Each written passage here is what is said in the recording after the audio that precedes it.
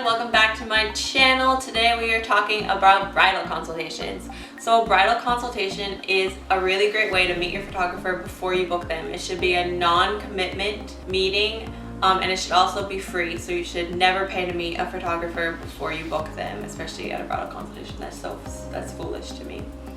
Choosing your wedding photographer can be so tough, and if you want to check out my tips on how to go about choosing a wedding photographer, I'll leave that link to that video in the description box. So today I have 3 easy tips to help you prepare for this bridal consultation.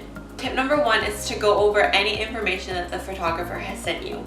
So when I have a bride inquire about a wedding, I send them a bridal guide. So this bridal guide includes all kinds of information about me, my pricing, my style, and payment requirements.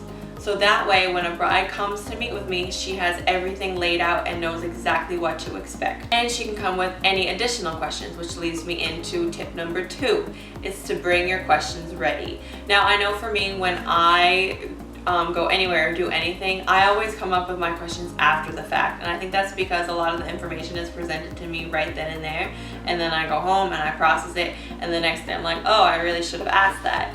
So it's really important that by looking over the information that the wedding photographer sent you, that you come prepared with your questions, because no question is silly and it really helps you make an informed decision. My biggest tip is to write these questions down on your phone, on the notes app, in a notebook. Bring it with you, have them written down so that you know exactly what you want to ask and you're not left thinking, oh, I really meant to ask that and I totally forgot in the moment. And if it gets answered along the way, even better. For me, it's super important that you leave that meeting confident in knowing everything you need to know to make an informed decision. My third tip is to know the vision of your wedding. So whether you want something very simple and modern or something very traditional, it's really important that you go into this bridal consultation with that vision in mind. That way you can really know if the photographer that you're thinking about hiring can meet those expectations and meet that vision that you have in mind for your big day. So for example, if you feel really awkward in front of the camera and you don't really know how to pose and you've never really been in front of a camera before, you really want a photographer who's skilled at posing and skilled at knowing angles and how to direct people behind the camera so that they feel confident in what they're doing.